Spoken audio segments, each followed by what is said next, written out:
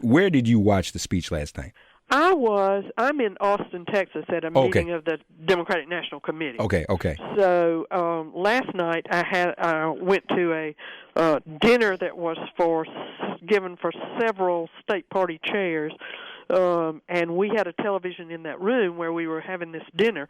So I watched with about a dozen other Democratic state party chairs from around the country. What was your reaction and the reaction of others in the room when you heard someone shout, "You lie"? What did you all do? Someone across the room said that must have been someone from South Carolina. You're kidding. No.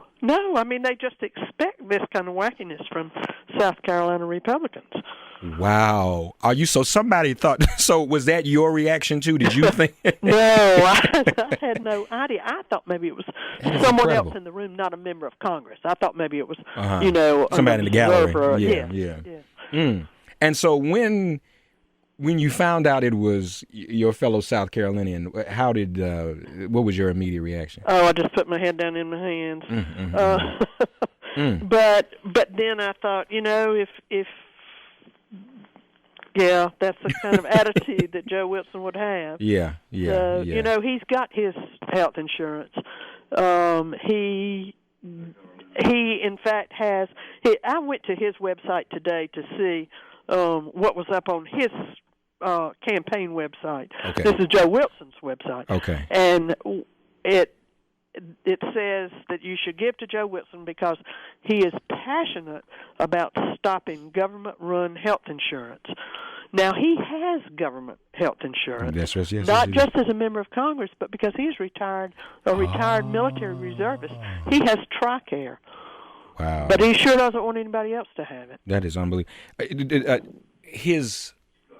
It's called an apology. Was that an apology? I mean, because he said that he was asked to do it by the leadership, which is not it's not an apology to me if you say somebody made me do it. Yeah.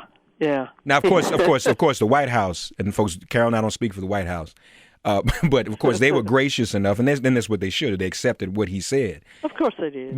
But he, if you really think about it, he said that, one, the leadership asked him to do it, and two, he still will not back down from his assertion, as are not other Republicans, that the president intends to provide health care to undocumented immigrants.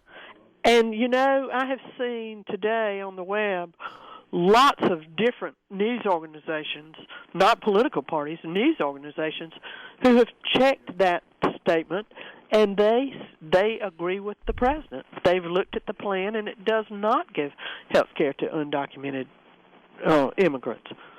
So Joe Wilson was wrong. Yeah. And of course we knew the president was right. Yeah. Have you talked to Rob Miller since last night's incident? No, I have not. I talked to somebody with his campaign, but I have not talked to him. Yeah. But I imagine he's got a big smile plastered all across his face. And I haven't met him, but just from what I've read, I mean, he's a veteran. He seems like a good man. He is a good man.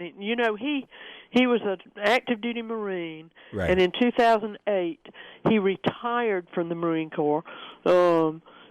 And he'd been to Iraq a couple of times. He retired because he thought he would have a shot at winning that congressional seat, and he was just appalled by what was going on in Washington and in South Carolina, and he thought he could make a contribution by running for Congress. And I'm sure he can, and we want to support him in every way we can. Absolutely. Folks, we encourage you to support Rob Miller. We'll get his website for you and share it with you. So, Carol, are you back home yet, or are you still? No, I'm still in Austin. I'm here until Saturday. So I guess being down there with some of the state party chairs last night really fired you all up, I'm sure. Oh, it did. It did. It put us all in a good mood, seeing our president and do such a wonderful job. Now, and I don't know how much at liberty you're able to share with us in terms of what you all are talking about in Austin, but presumably you all are discussing getting ready for the midterms.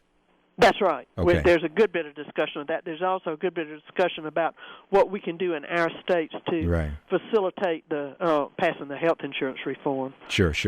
In terms of the midterms, Carol, is anybody nervous about some of the polls that we're hearing, and some are predicting that Democrats might lose seats? I mean, is that attitude there at all, or are people really feeling confident? People are pretty upbeat, and I think it's a little soon to be making those predictions anyway. Sure, I agree. You do expect that that when you have the White House, that first election that comes up, generally the party with the White House loses seats, but I haven't heard any discouraging words here. Yeah. Well, that's great. Carol, as always, it's a pleasure to speak with you. I continue to have a successful meeting.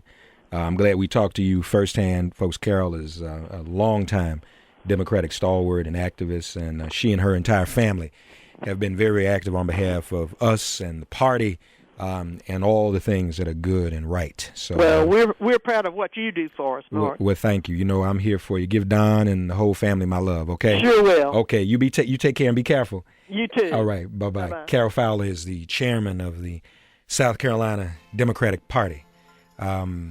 Rob Miller for Congress.com. I believe that's it. Yes. 866-99-SERIOUS. Going to get to all of your calls. Give us a call. Incredible. Rob Miller for Congress.com. That's it. Call and be supported. We're going to try to track him down, too. This is MIP.